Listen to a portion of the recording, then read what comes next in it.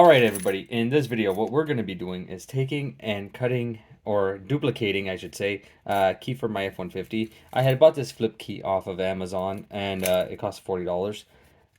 Um, and I ended up cutting the blade wrong. So I went on AliExpress, I found the part number for the blade, I ordered 10 of them, they cost me $3 for 10 blades. So what we're going to be doing is just taking and recutting the blades, or the blade on that one. On top of that, I had to go and I had to purchase these little tools. Spring Visual actually led me to these tools in order to be able to take and cut blade keys onto a quote-unquote laser cutter. Okay, it's just a milling machine, basically, but it's a little tool that takes and it allows me to set the blade key inside of it, like so. All right, and then I just take and tighten down this Allen nut, or this Allen head bolt, and it'll take and I'll hold it in place in order for me to be able to cut. So in order to do this, this thing comes with a little liner. We put the liner in first. Then we're going to take this tool, or the holder, make sure we get the proper side. We're going to put him in, and we're going to clamp it down. After that, we have to take the aligner on the longer end over here. Well, you guys can't really see. There we go. Take the aligner on the longer end over here with the little Allen key that is supplied with the tool. Where is that little Allen key? There it is. All right, the little Allen key that's supplied with the tool. We're going to take the blade key, and we're just going to set the blade key in, and we're going to tighten up the Allen onto this. All right, and what that's going to do is that is going to hold our blade in spot, so we are able to take and mill out the side of it. All right, so now we're going to take out the aligning tool. We're going to stick it onto the other side. Now we have to take the key that we want to duplicate. We're going to slide him in, align him up the exact same way. All right, clamp him in onto the copying side, and that is it. Now all we have to do is turn on the machine, which I even forgot my safety glasses. Oh, here we go. I got a pair here. I'll just throw these ones on. Never use a key cutter machine, a manual key cutter that you're going to be facing and maneuvering without using a pair of goggles, guys. All right. So now all we're going to do is take this, and we have to take and align it, make sure that everything is aligned properly. So I'm going to take and loosen up this guy. We're going to take and lower him just until he starts to touch. We're going to lock in the depth. All right. And then from there, I'm going to turn on the machine, and I'm just going to use this manually. All right. But that is the depth for that cut. So let's turn on the machine and let's get cutting.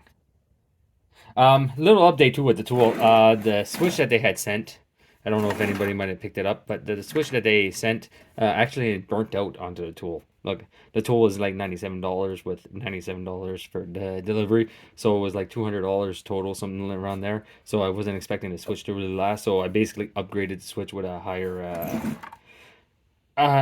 higher quality, not amp rating. The switch was, and this switch is rated for the same amperage, but this is a higher quality switch, so hopefully it lasts. If not, it's going to be getting a toggle switch from a light switch in order to control the amperage and the voltage that's coming out of it. So like I said, let's get started and get this key cut in. Get this key cut.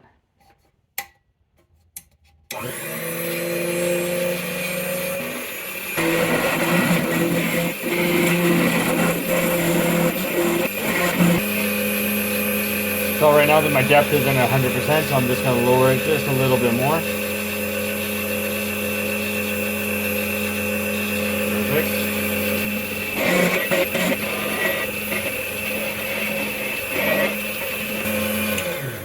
Alright, so that seems to be side number one. As usual, I'm just going to take a piece of sandpaper. We'll take them, we'll flip everything around, and we'll start side number two. Oh, I didn't do that. That was the wrong one. Let's reset that in. Okay.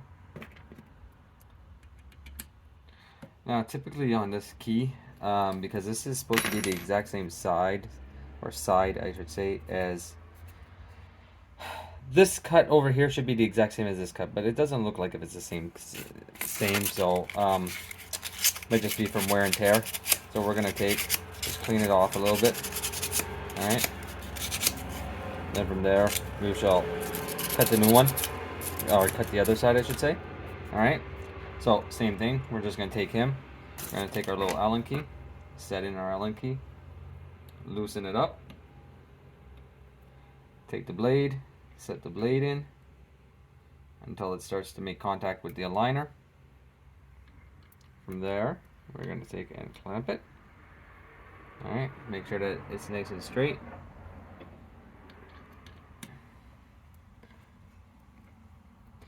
And just for safe measure, we're going to take and we're going to flip the key around and start cutting from the other side.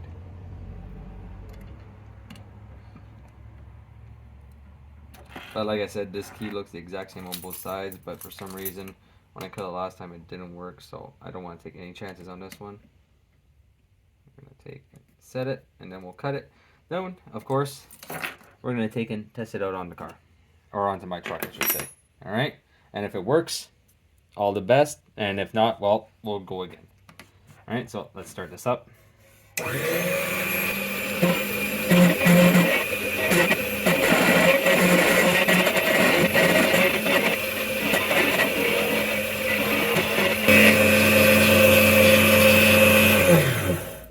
So this one looks like if it's all done now.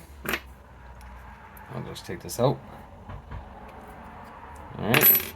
And again, take a little bit of sandpaper.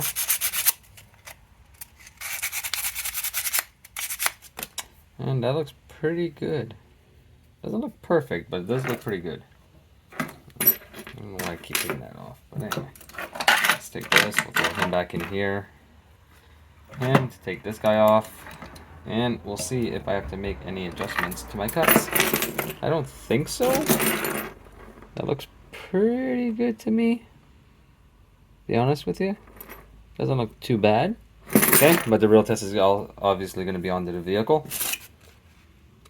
Yes, I think maybe it might be a little bit wide at the end, but we'll see. Alright, worst comes to worst, we'll take and we'll just grind off a little bit onto the edges, and that should fix that. But let's take the key, go try it out on the car now, and see if it works. Great, we are now outside. Let's take the blade key, just right here. Oh boy, you guys can't even really see. Give me a minute, I'm gonna grab a light for everybody. All right, that's much better. All right, so here's the key, and it turns that way, and it unlocks that way, so that's perfect. I don't know if you guys see me do that, I hope so. So the key's right there. Turn, and turn. All right, so that is good. That means that that's working. Let's go inside the truck. Oh, I locked the door.